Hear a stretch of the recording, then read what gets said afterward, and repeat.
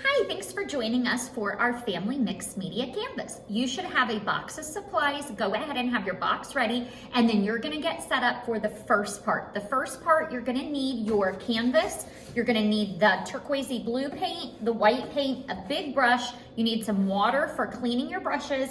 You need a blow dryer for blow drying the canvas.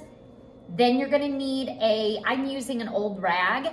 This is for drying my brush. You can also use paper towels if you don't have an old rag. You're gonna need a pencil. You are going to need a pair of scissors, and then you're going to need the scrapbook paper that is in the box. I like to have my table covered. I like to have something covering me so that I don't get paint all over my clothes. With acrylic paint, it will not wash out. Even if you try all the techniques, this paint is very, very, very difficult to wash out. So get ready. When you're ready, come back to the video and we will get started. Okay, I've sent some brushes home. You have brushes. If you want to grab some bigger ones, you can use any kind of paintbrush for this. I don't recommend necessarily a sponge one because the sponge ones tend to suck up the paint. All we're gonna do to start with is get the canvas covered in our base coat. So this is our background. You wanna paint the whole entire canvas and you wanna get your edges. Since we have a work table here, I don't wanna make too big of a mess, so I'll lift my canvas up a little bit off the table when I do my edges so that I don't have paint. Everybody can participate in this, or you can have one person get started, assign different jobs. All right, I am going to dip my brush into the blue paint. I've got quite a bit on there, and I'm gonna start pushing it in a sweeping motion back and forth across the canvas. I am going to use little bits of white to blend in. And so that will lighten my paint, and then it will also give me kind of a streaky effect. If I want it to be lighter, I add more white. If I want it to be darker, I add blue. So I like to get my edges and get started with that. Then I go ahead and fill in the whole canvas. You can do it any way you want. Just get your canvas covered. Be careful about big blobs of paint because when they dry, they'll dry with a texture. So you wanna make sure that whoever is doing the painting, you get somebody to follow up with what I call sweeping the canvas. Sweeping the canvas is when the whole thing is covered and you take your brush and you go all the way across, all the way back, all the way across, all the way back. All right, go ahead and get that whole entire thing painted.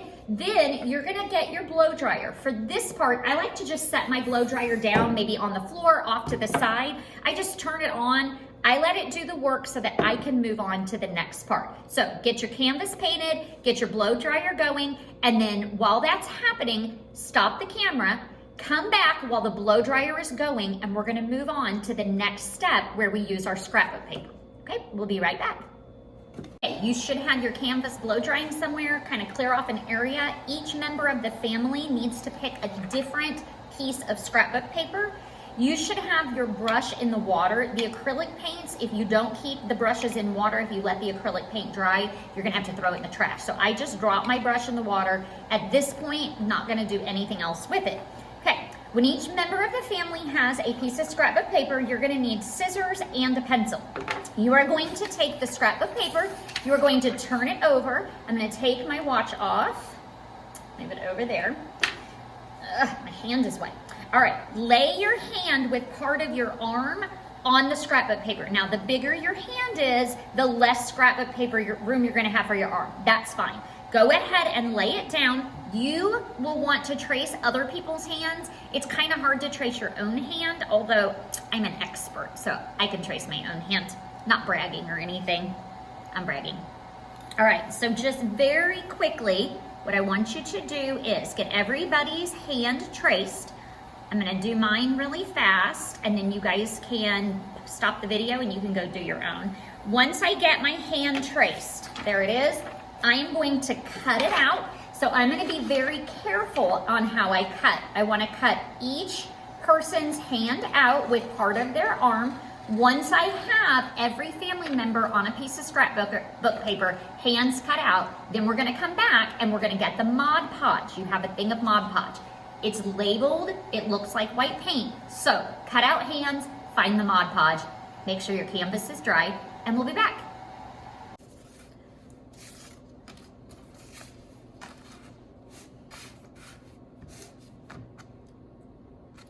Okay, you should have your hands cut out. I've got mine right here. I'm saving the extra scrapbook paper. You're gonna need it later. So set your hands aside. Your canvas is dry. And right now what you need is the stencil, which by the way, I'm gonna need it back. And so I would appreciate that, bringing it back. There's no time rush, but if you could just bring it back. Also, while I'm thinking about it, if you wanna bring the brushes back, I would love to have those back too. You have a sponge. Make sure, my sponge was wet because I just washed it. These can be washed and reused. If you're gonna reuse this with a different color, which is just fine, you wanna make sure you wash it in like the kitchen sink, and then make sure you grab a towel and really get it dry. You don't want any water in it.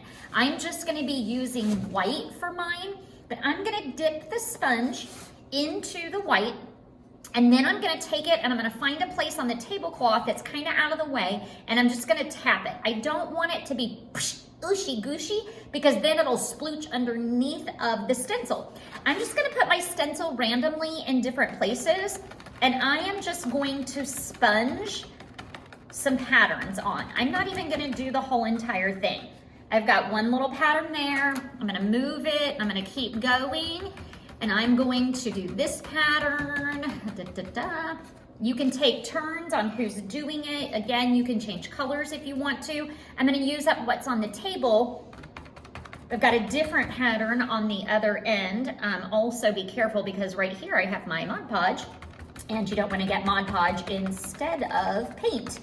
Okay, so I am sponging away. All right, so you kind of get the idea, get some different patterns. Again, we're just creating a backdrop, but just for some fun and interesting things. The other thing that you can do, let me sponge just a little bit more, get some other colors on here. And you can do this now or you can wait till later. These make awesome polka dots, and so you can take it. I like to set it, spin it, lift it. Set it, spin it, lift it. I'm running out of paint here. However, I don't care too much because I kind of like the way it looks, like it's kind of smeared a little bit. I'm just making up words here. Anyway, so some stuff in the background doesn't have to be excessive. It also doesn't have to be white.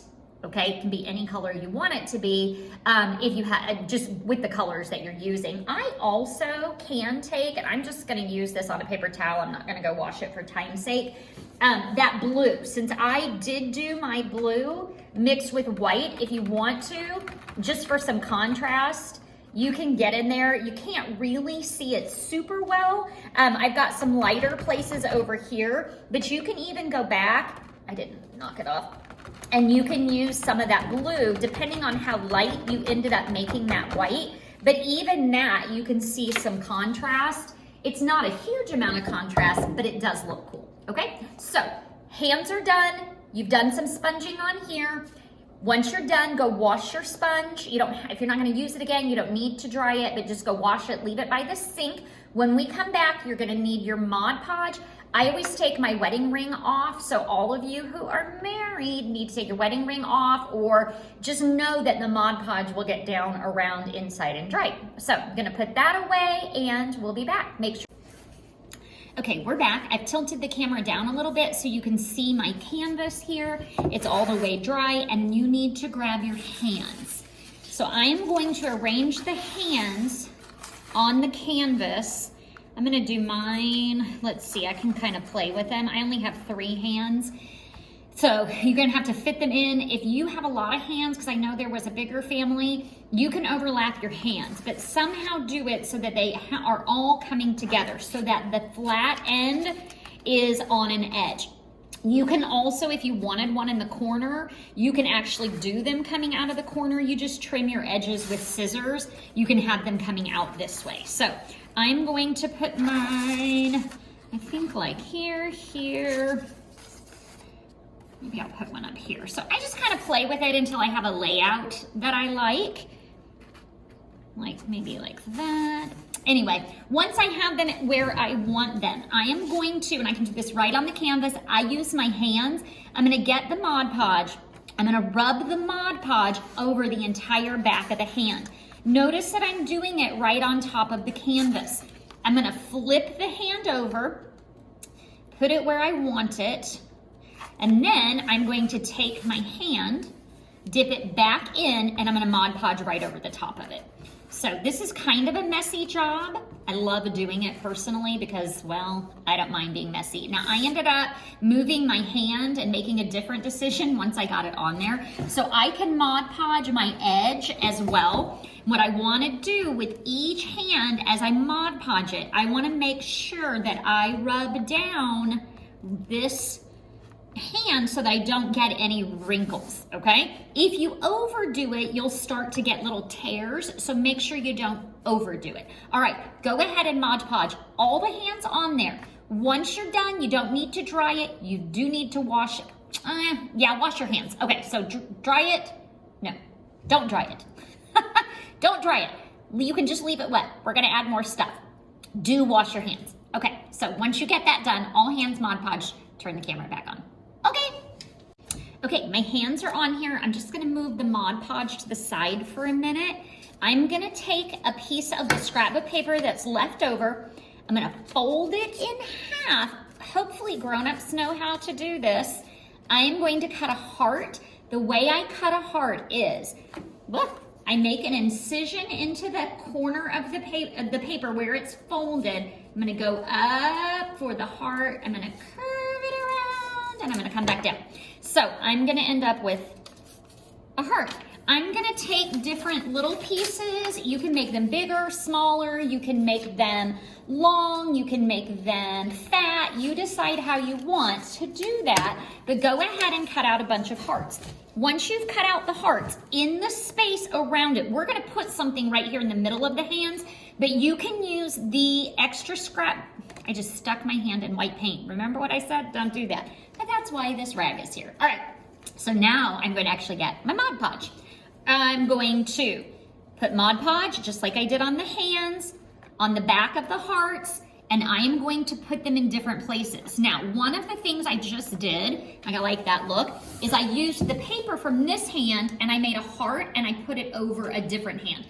When you are doing art and you're using this kind of technique, overlapping things, just like I overlapped when I was sponging, makes it more interesting than having things just evenly spaced out. So it draws your eyes around the canvas. So when I have those hearts, I don't want to put like my pink heart on top of my pink hand. I want to put my pink heart somewhere on the different side to balance it. So I'm going to put my pink heart, I'll put it over here right next to this hand.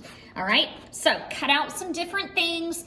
Go ahead and get that going. Once you get some fillers in here with the scrapbook paper, doing some hearts, then you can come back. You can still leave it wet. Don't worry about blow drying. Now I'm gonna go wash my hands because I stuck my hand in white paint, as everybody saw. So I'm gonna go wash my hands and I'll be back with clean hands, also the Mod Podge off of it. When we come back, you're gonna need like your pink or red paint. So we're gonna do a heart out of paint. I'll see you in just a little bit. Okay, you should have all of your Mod Podging done. You can just set the Mod Podge aside. That can be trash. You may have ended up using it all anyway. I have both red and pink paint, and what I'm gonna do is right here where my hands come together, I am gonna paint a heart. And so I'm gonna get my pink paint first.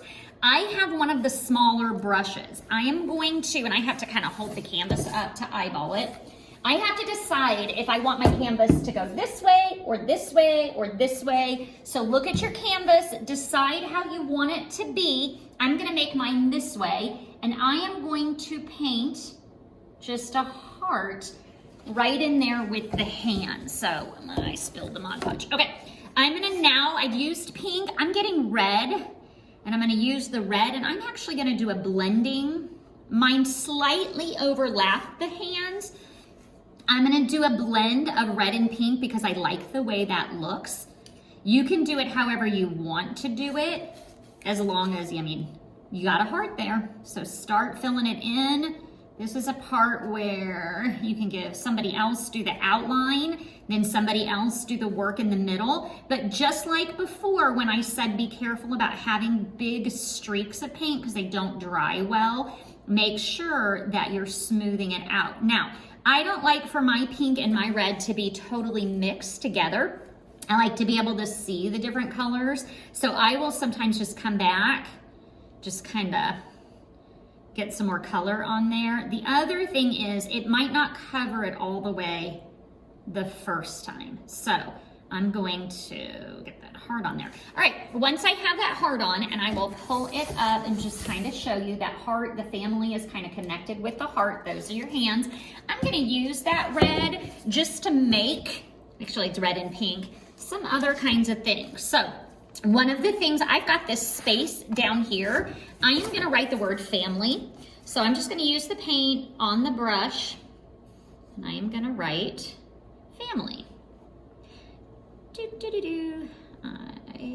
Now mine is gonna overlap this finger a little bit. I am okay with that. Now once I have that on there, it says family.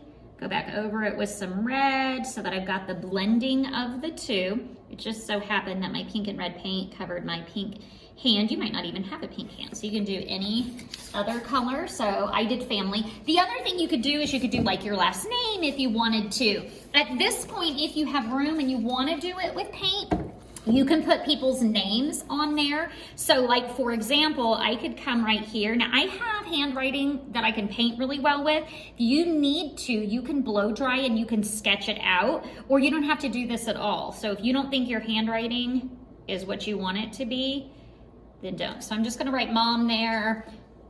I'm gonna write Sam here. Mom, Sam, and then I'm gonna go over here and I am gonna write Amelia. Now, I did mine pretty big. I'm normally like a smaller kind of painter, but there you can see where I have written family on side. Again, not necessarily, you don't have to do that. I could have written the Hewins. I could have gone smaller. I could write no names at all. I could also wait till it's all the way dry and I could use a Sharpie if that makes you feel better about like doing the handwriting. You can put the Sharpie. Also, if you're gonna bring the stencils or anything back to me, you can also ask me to write it, or just don't, just leave it. So, or just know that it's a family artwork and let the kids write their own name. I always think it's really fun to see, like if my kiddo was 4, how do they write their name? Have them do it in Sharpie later. All right, once I have the things that I want on here, like with writing, I'm gonna do just a little border just for fun. I like to do like lines and squiggles. You don't have to do this. All of these things are just optional ways. I'm putting a little heart here. So what I'm doing, make sure you don't get your hand in it, is I am just creating some more. Oh, look, another little heart. I'm gonna stop when I get to the hand. I'm gonna go right here. I'm gonna jump over the hand. I'm gonna do a straight line. I'm gonna do like a polka dot, another straight line. So I am just creating just a little bit of a border. Once I have done, oops, I got a little bit of drip paint, which I don't mind so much. Once I have done that, and I did go off, and I'm okay with that too, I'm gonna come back to the heart. So I've done like a border, I'm coming back to the heart. At this point, my heart has started to dry, and I just wanna add some white accents. It is absolutely fine that I still have red in my brush. I'm gonna stick my brush right here in the white paint, and I'm going to go boop, boop. Okay, and I could do some other things if I want to. I'm just adding like some little boops. That's what I call them. I'm gonna put a little white heart that's mixed with the red over the word family. So just take it slow, don't overdo it, and take a look every once in a while. Stop and blow dry when you need to blow dry. We are just about done, okay? So turn the camera off or the video off. When you are ready to go, you will know you're ready when your canvas is completely dry. So add the things that you want, let your canvas dry with a blow dryer, turn the video back on, and we will finish. Ready for the finishing touches. In your kit, you should have a thing of glitter. Different people have different colors. I'm gonna glitter my heart, so I'm just gonna squeeze it. I'm gonna use my finger. You can use a paintbrush, but it will spread better if you just use your finger. So I'm just gonna put that all over. It didn't take very much to do half. I'm going over to do the other half. So put glitter. I probably won't cover my whole canvas with glitter, but I am gonna put some in some different places. So one of the places is other hearts.